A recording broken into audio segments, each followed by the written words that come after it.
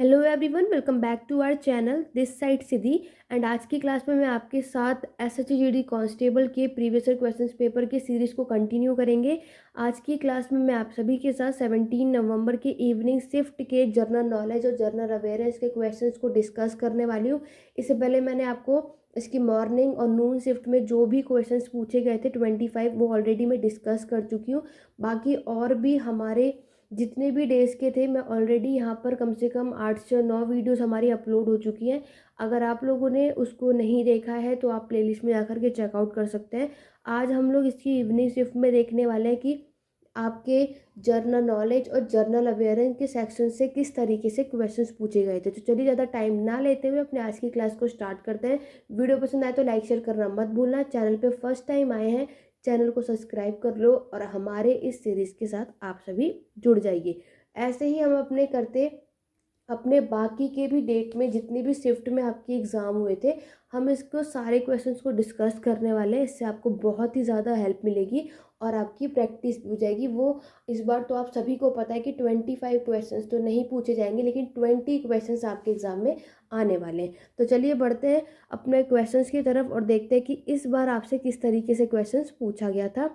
ये रहा आप सभी के सामने पहला क्वेश्चन, जिसमें आप सभी से पूछा जा रहा है इनमें से कौन सा राज्य यक्षगान के नृत्य नाटक लोक नाट्य से संबंधित है। Which of the following state it associated with the dance drama folk theatre from आपके यक्षगान। आपके ऑप्शन है कर्नाटक, आंध्र प्रदेश, तेलंगाना या फिर केरल। तो जल्दी से अपने क्वेश्चंस का राइट आंसर आप सभी मुझे कमेंट बॉक्स में कमेंट करके बताइए, चाहे आप अभी लाइव इस वीडियो को देख रहे हैं या फिर इसको आप बाद में ऑफलाइन देखेंगे। लेकिन आप सभी को मेरे क्वेश्चन रीड अप करने तक इस क्वेश्चन का आंसर नीचे कमेंट बॉक्स में साथ ही साथ बताते रहना। इससे आपकी प्रैक्टिस भी हो जाएगी और आपको ये भी पता चल जाएगा कि अभी तक अगर ये क्वेश्चन आपके एग्जाम में आपको देखने को मिलता तो आप लोग इस क्वेश्चन का आंसर क्या लगा कर आते। ठीक है, इससे आपकी प्रैक्टिस भी हो जाएगी।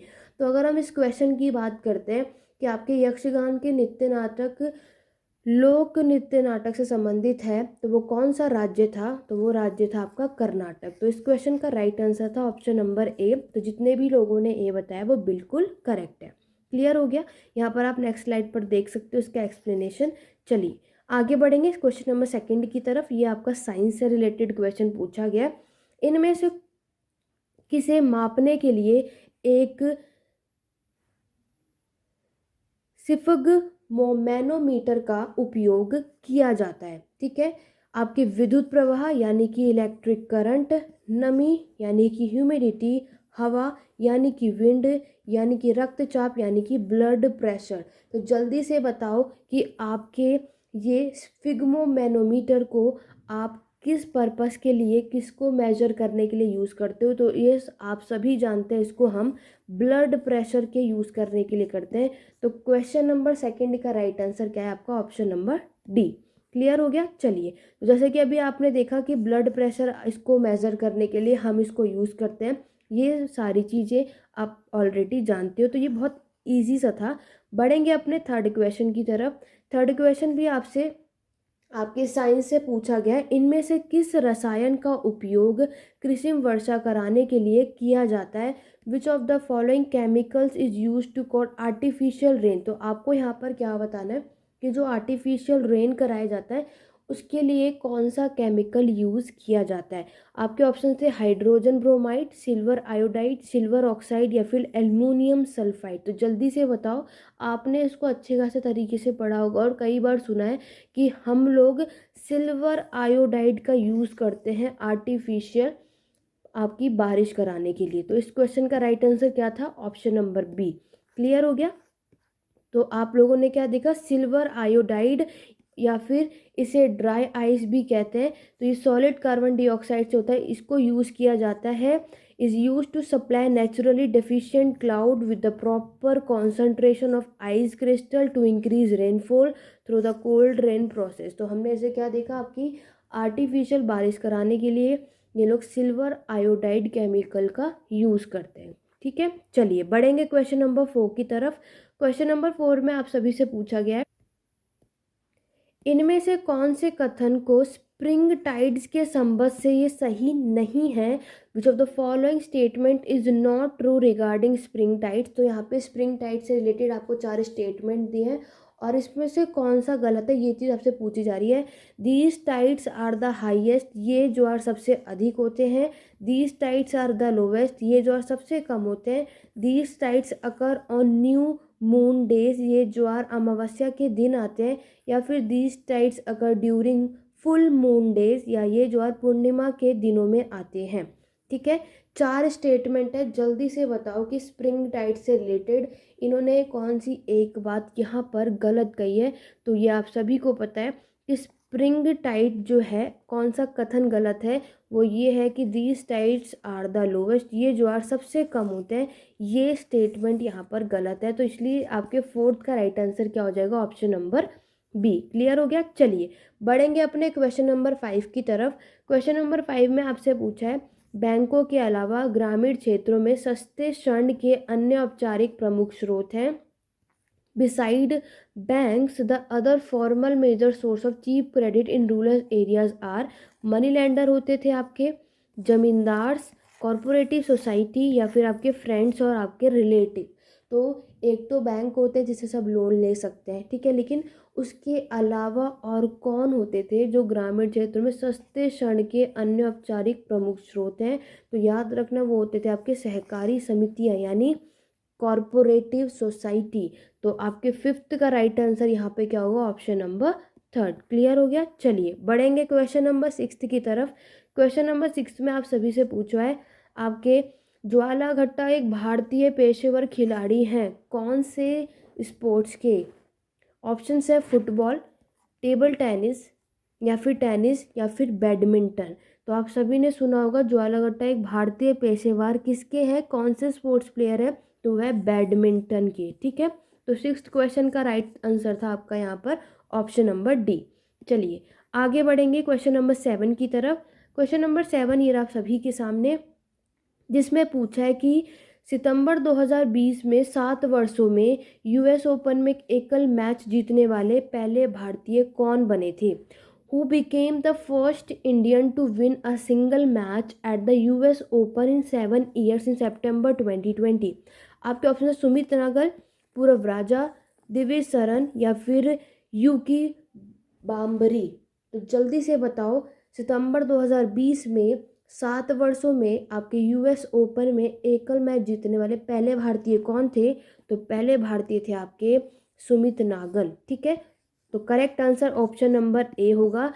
आपको अभी भी अपने एग्ज़ाम के लिए करंट अफेयर के स्पोर्ट्स वाले सेक्शन को अगर आप अच्छे खासे तरीके से स्ट्रॉन्ग करके गए तो बहुत सारे 5 से 6 क्वेश्चन देखोगे तो कितने अच्छा स्कोर आप सभी करके आ सकते हो। करंट अफेयर के स्पोर्ट्स सेक्शन को स्ट्रॉन्ग करके जाओ, आपको बहुत फ़ायदा होगा। ठीक है, तो Sumit Nagal becomes first Indian to win a grand slam single match in 7 years.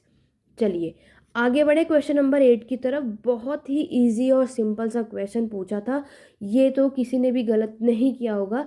इसको पढ़ते ही आपने बिल्कुल सही लगा दिया होगा कि बाबर ने इब्राहिम लोदी को हराया था कौन से साल में और दिल्ली और आगरा पर इसने कब्जा कर लिया था। Babur defeated Ibrahim Lodi and captured Delhi and Agra in the year of 1526 में, आपके 1694, 1467 या 1372। सभी अच्छे खासे तरीके से जानते हैं कि बाबर ने इब्राहिम लोदी के साथ बैटल किया था। ठीक है, पहली चीज़ इसने इसको हराया किस में था, तो वो सभी जानते हो बैटल ऑफ पानीपत। जो आपका पहला पानीपत का जो बैटल हुआ था वो हुआ था आपके 1526 में। तो right answer option number A, 1526 में पानीपत का आपका यहाँ युद्ध किया था बाबर और इब्राहिम लोदी के बीच में, जिसमें विजय किसकी हुई थी, आपके बाबर की। और यहीं से आपके इन्होंने मुग़ल एम्पायर की होती है शुरुआत। ठीक है, और आपके दिल्ली सल्तनत जो है वो हो जाता है यहीं पर ख़त्म। ये बात आप सभी जानते हैं। ठीक है, अब दिल्ली और आगरा पर किसने कब्जा कर लिया, आपके मुगल्स ने। यहीं से आपके मुगल्स की शुरुआत होती है। चलिए आगे बढ़े, ये बात आप अच्छे खासे तरीके से जानते हो। इब्राहिम लोधी, आपके लोधी डायनेस्टी जो हमारी दिल्ली सल्तनत की लास्ट डायनेस्टी यानी कि 5th डायनेस्टी होती है। चलिए क्वेश्चन नंबर 9 की तरफ बढ़ेंगे। क्वेश्चन नंबर 9 में आपसे पूछा है, इनमें से कौन से क्रिकेटर ने इंडियन प्रीमियर लीग यानी कि आपका IPL 2020 में ऑरेंज कैप जीती थी? Who among the following cricketers won the orange cap in the Indian Premier League IPL 2020? आपके ऑप्शन है KL Rahul, Jimmy Neesham, Virat Kohli ने या फिर MS धोनी ने। तो आप सभी जानते हो कि कौन से क्रिकेटर ने IPL 2020 ऑरेंज कैप जीता था, तो वो कौन थे? वो थे आपके KL राहुल। तो 9th क्वेश्चन का राइट आंसर है आपका ऑप्शन नंबर A। चलिए आगे बढ़ेंगे। यहाँ पर आप देख सकते हो KL राहुल यहाँ पर जीते थे, स्कोर किया था 670। यहाँ पर इन्होंने टोटल इस समय कितने मैच हुए थे? 14। क्वेश्चन नंबर 10 ये रहा आप सभी के सामने, जिसमें आपसे पूछ रहे भारतीय सशस्त्र सेना पूर्व सैनिक दिवस प्रतिवर्ष कब मनाया जाता है? When is the Indian arm force veteran day observe annually? 15 जुलाई को, 5 दिसंबर को, 14 जनवरी को या फिर 26 अक्टूबर को? तो आप सभी को डेट भी पता होना चाहिए कि हम कौन से डेट को, कौन से डे को सेलिब्रेट करते हैं। तो आप सभी को पता है Indian arm force veteran day को आप 14 जनवरी को मनाते हैं। उसका आप सेलिब्रेट करते हैं 14 जनवरी। इसीलिए क्वेश्चन नंबर 10 का राइट आंसर है ऑप्शन नंबर C। क्लियर हो गया? चलिए आगे बढ़ते हैं। क्वेश्चन नंबर 11 ये रहा आप सभी के सामने, जिसमें आपसे पूछा जा रहा है, हिस्ट्री का क्वेश्चन है। कोहिमा का युद्ध हुआ था 1944 में, किसके बीच ये लड़ा गया था? इन फ्यूचर क्वेश्चन इस तरीके से भी घुमाकर पूछा जा सकता है कि कोहिमा का बैटल कौन से ईयर में हुआ था, तो याद रखना 1944। ठीक है, यहाँ पर इन्होंने पूछा है कि ये वॉर जो है वो किसके बीच में हुआ था? जैपनीज फोर्स और कम्युनिस्ट चाइनीज फोर्स के बीच में, रॉयल ब्रू में, और या फिर ब्रिटिश इंडियन आर्मी के बीच में, इंपीरियल जैपनीज फोर्स या ब्रिटिश इंडियन फोर्स के बीच में, या चाइनीज़ फोर्स और ब्रिटिश इंडियन फोर्स के बीच में। तो याद रखना, तो यहाँ पर अगर हम बात करें, आपका जो बैटल ऑफ कोहिमा है ये किसके बीच में हुआ था? इंपीरियल जैपनीज फोर्स और ब्रिटिश इंडियन फोर्स के बीच में। इसीलिए इस क्वेश्चन का राइट आंसर क्या हो जाएगा? Option number 3। क्लियर हो गया? तो यहाँ पर आप देख सकते हो कि आपका कोहिमा की लड़ाई जो है दूसरे यानी कि सेकेंड वर्ल्ड वॉर के दौरान 1944 में भारत में जापानी युंगगो हमले का निर्णायक मोड़ साबित हुई, और लड़ाई आपकी 4 अप्रैल से लेकर के 26 जून 1944 तक 3 चरणों में कोहिमा शहर के आसपास हुई, जो अब तक पूर्व भारत के नागालैंड की राजधानी है। क्लियर? चलिए आगे बढ़ेंगे क्वेश्चन नंबर 12 की तरफ। क्वेश्चन नंबर 12 में आपसे पूछा गया है, इनमें से किस राज्य ने मवेशियों के संरक्षण और संवर्धन के लिए नवंबर 2020 में आपके गो कैबिनेट के गठन की घोषणा की थी? Which of the following states announce the setting up of a गो cabinet in November 2020 for the protection and promotion of cattles? Uttar Pradesh ने, छत्तीसगढ़, मध्य प्रदेश या फिर बिहार? तो सबने इसको अच्छे खासे तरीके से पढ़ा, सबको ये बात पता है। वो शहर कौन सा था आपका? मध्य प्रदेश ने। ठीक है, तो 12th क्वेश्चन का राइट आंसर क्या होगा आपका? Option number 3। वीडियो पसंद आ रही है तो लाइक शेयर करना बिल्कुल भी नहीं भूलना, और आपको कमेंट में साथ साथ बताते भी रहना है कि इन सब के राइट आंसर क्या है। ये रहा नेक्स्ट क्वेश्चन आप सभी के सामने, इनमें से किसने आपके US ओपन 2020 में पुरुष एकल स्पर्धा जीती थी? Who among the following who won the men's single events at the US Open 2020? Alexander जवेरेव ने, आपके नोवेक जोकोविच ने, डोमिनिक थिथेम ने या फिर ब्रूनो सोरेस ने? ठीक है, किसने आपके men single events at the US open 2020? तो याद रखना ये जीते थे आपके डोमिनिक थिएम ने। ठीक है, 13 का राइट आंसर है ऑप्शन नंबर C। यहाँ पे आप देख सकते हो एक्सप्लेनेशन भी। चलिए आगे बढ़ेंगे क्वेश्चन नंबर 14 की तरफ। आपको बताना है, कर उस लेन देन पर लगाया जाता है जिसमें नकारात्मक शाश्वतता होती है। उदाहरण के नाम में आपको प्रदूषण यानी कि पॉल्यूशन दिया है, टोबिन, पिगोवियन, कस्टम्स या CTT? तो जल्दी से बताओ। Tax is impose on transaction that have a negative externality, for example है पॉल्यूशन। तो यहाँ पर अगर हम बात करें, आपका राइट आंसर क्या था? पिगोवियन। ठीक है, 14 का right answer option number B।